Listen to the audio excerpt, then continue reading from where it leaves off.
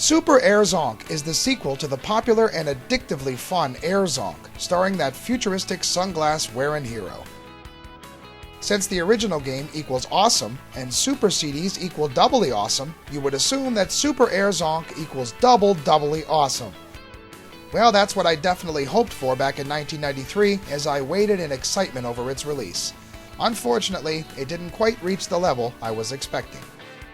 After inserting the shiny Super CD into the console, you'll be treated to a really great introductory animated sequence.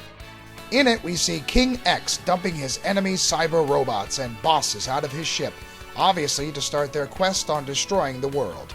Of course, it's time for our hero to step up and save the day, as we view his upcoming quest through some sweet shades. Look out, world! It's time for Super Air Zonk.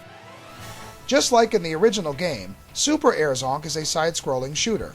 Zonk has a normal weapon which can be increased by a factor of 3 as he collects various meat scattered around the stages. He can also level up this weapon in later areas after defeating certain enemies, making it a tad more damaging. Along with that, he can use the traditional backfire method as well as a screen-filling super bomb.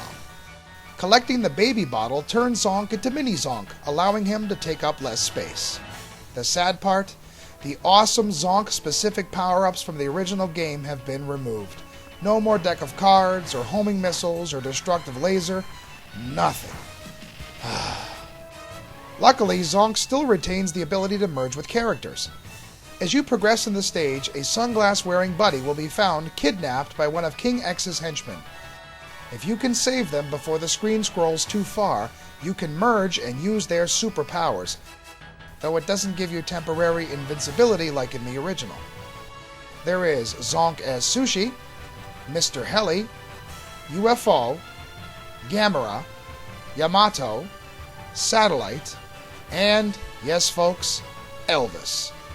Wow, they were definitely out of ideas by this point. A couple of them are rather powerful and pretty unique. UFO Zonk is a must for the final stage, and Mr. Heli and Gamera, both of which are pretty much identical, are great for attacking enemies from behind. Yamato Zonk? Well, no comment. Unlike in the original game, the character selection is more linear and is predetermined already for each stage. There are 7 characters this time versus 11 in the original, and honestly, only half of them are really that interesting. I do like the fact that you can separate the attack whenever you want, and that the character's power stays with you throughout the entire level no matter how many lives you lose. But the ability to utilize their powers is just not as addicting this time around and doesn't really stand out like it should. One of the most disappointing aspects of this version are the graphics.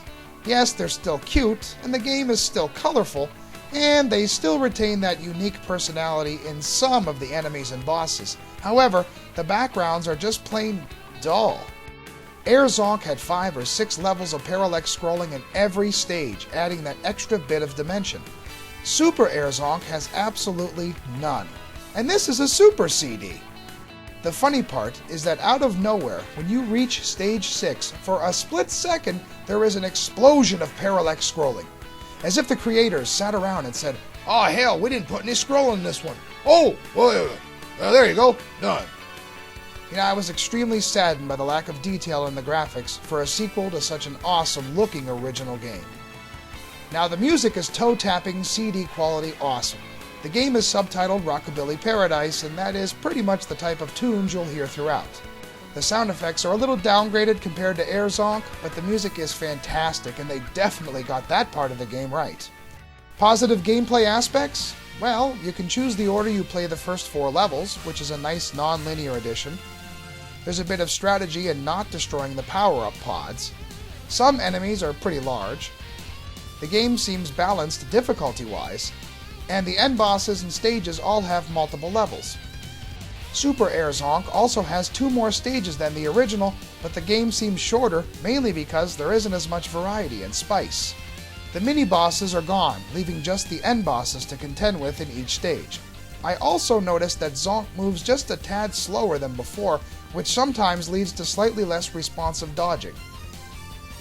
The biggest problem is that Super Air Zonk is missing that addictiveness factor.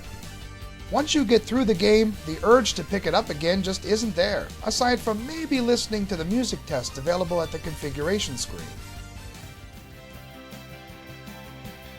While it isn't a horrible game, and still offers a cute shoot-'em-up hour or so of your time, the disappointment of it being a sequel to such a stellar game like Air Zonk just can't be ignored. It is easier than its predecessor, and the lack of graphics, power-ups, and unique attacks really hinder the fun factor. Because of this, I'll have to say that Super Air Zonk is only an average shooter and awarded a marginal 3 Super CDs out of 5. The game doesn't take as much advantage of the Super in its name as it should.